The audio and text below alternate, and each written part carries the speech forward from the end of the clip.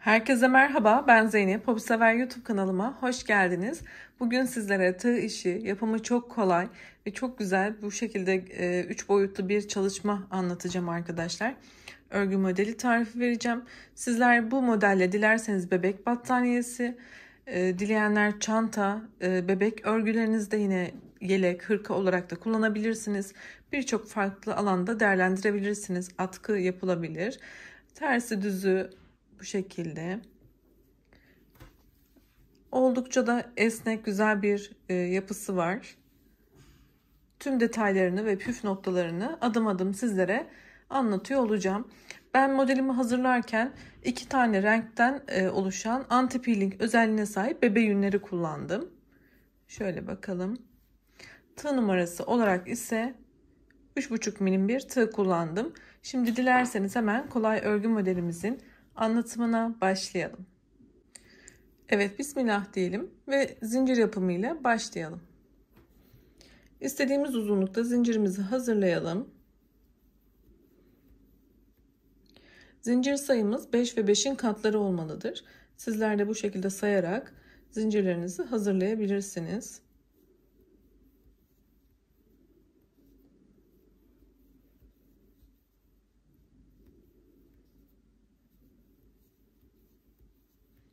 Ben sizlere küçük bir numune anlatacağım için benim için zincir yeterli.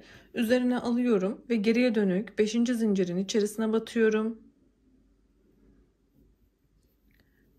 Ve buraya 3 tane ikili trabzan yapıyorum.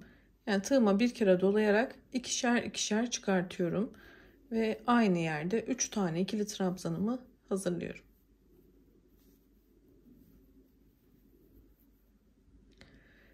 Daha sonra 1, 2, 3 tane atlayıp 4. zincirin içerisine sık iğne yapıyorum ve burayı sabitledim.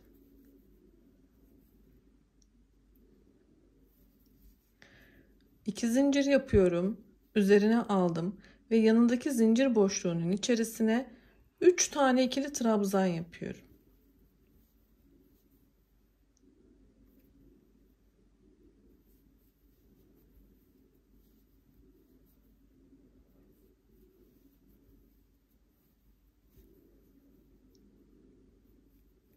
Yine 3 tane zincir atlayarak 4. zincire sık iğne.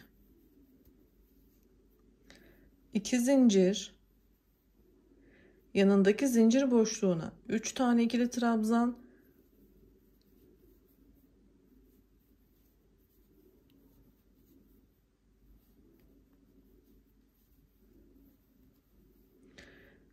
üç atla 4. zincire sık iğne. Bu şekilde sona kadar devam ediyoruz.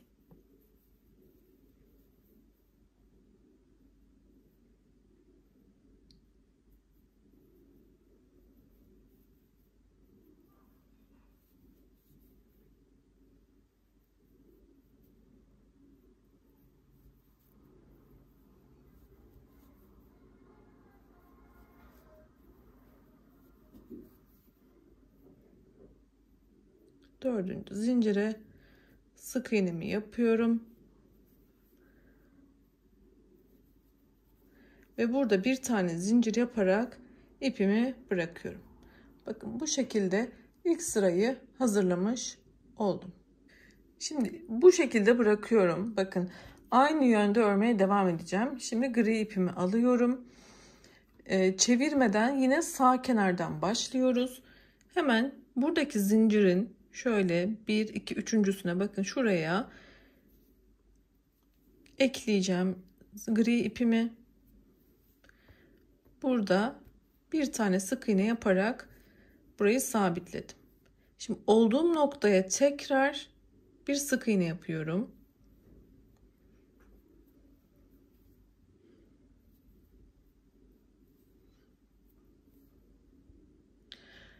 Şimdi ilk trabzanımın tepesine bir tane sık iğne. Yanındakine bir sık iğne.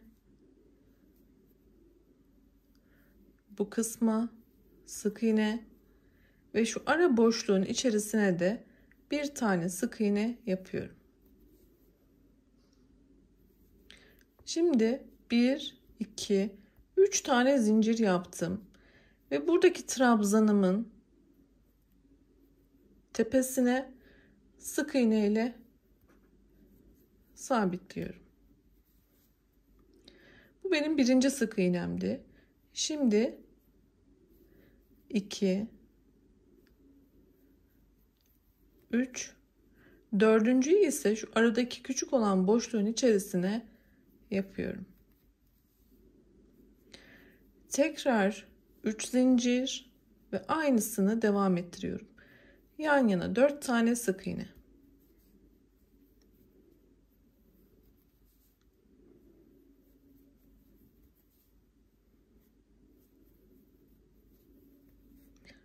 Şöyle bakalım. Şimdi devam ediyorum. 3 tane zincir ve 4 tane sık iğne.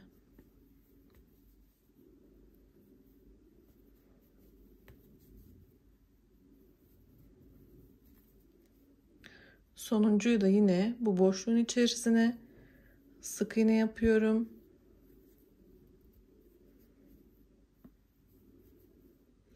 Ve bu noktada ipimi değiştireceğim için gri ipi bırakıp sarı ipi içinden geçiriyorum.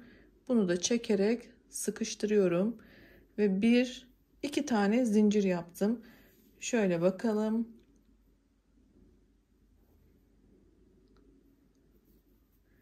Şimdi ters çevirdim. Üzerine aldım ve ilk sık iğnemin içerisine 2 tane ikili trabzan yapıyorum. Bakın gri ipim burada bekleyecek. Burada zincir boşluğumuz vardı biliyorsunuz. Bunun içerisine sık iğne yaparak 2 tane olan trabzanımı buraya sabitledim. Tekrar 2 zincir, aynı boşluğun içerisine 3 tane ikili trabzan yapıyorum.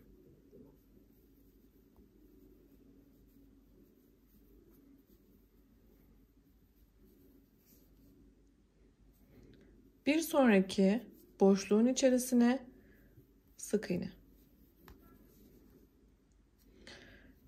2 zincir, 3 tane ikili trabzan.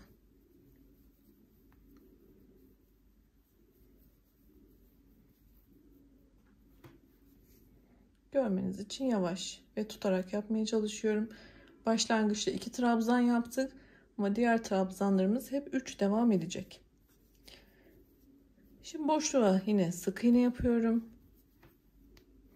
2 zincir, 3 tane ikili trabzan ve buradaki son sık iğnenin içerisine de batıyorum. Bir tane sık iğne, bir tane de zincir ve ipimi yine sol kenarda bırakıyorum.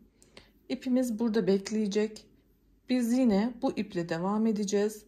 Onun için buradaki zincire batarak ipimi yükselteceğim arkadaşlar.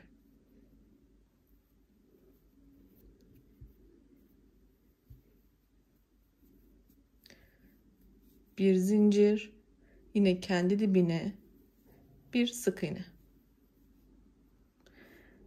Şimdi buraya bir sık iğne. 3 oldu başlangıçtaki ile ve buraya da bir tane 4. 4 tane sık iğnemi yaptıktan sonra 3 zincir, yine 4 sık iğne devam edeceğim.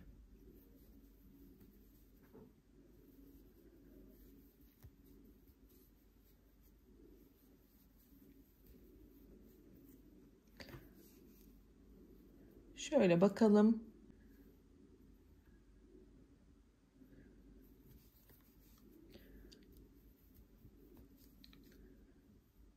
Yine devam ediyorum. Aynı şekilde devam ediyoruz. Sadece ip yükseltmeyi ve bir üst sıraya geçmeyi göstermiş olmak istiyorum.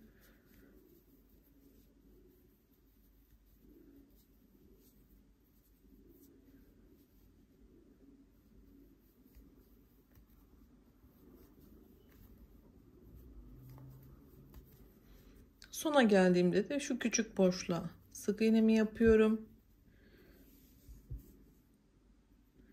Ve burada tekrar ip değişikliği yapıyoruz. Sarı rengimizle devam edeceğiz.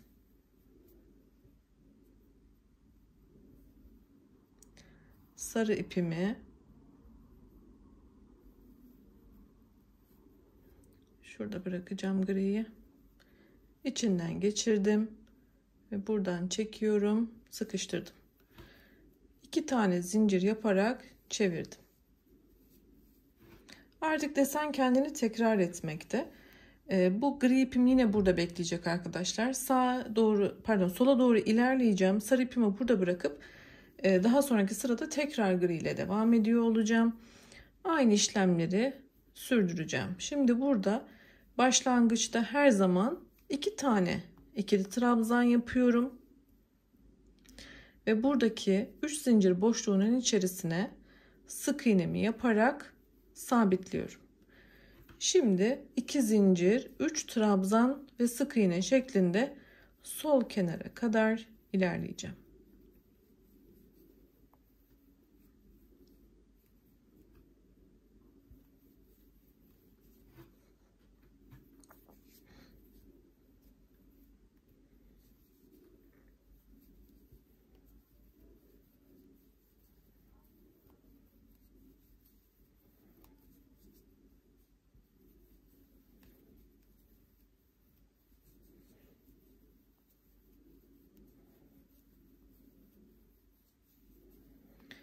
Evet, sıramın sonuna geldim.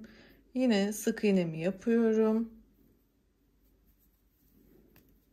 Bir tane zincir ve sarı olan ipimi yine burada bırakıyorum.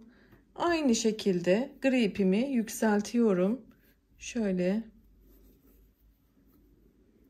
bakın, şuradan zincire batıp yükselteceğim.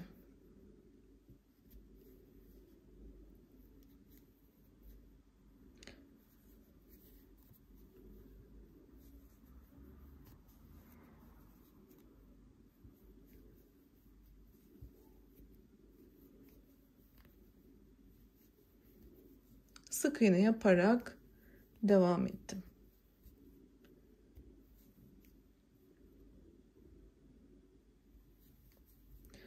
Evet, modelimiz bundan ibaret. Oldukça kolay.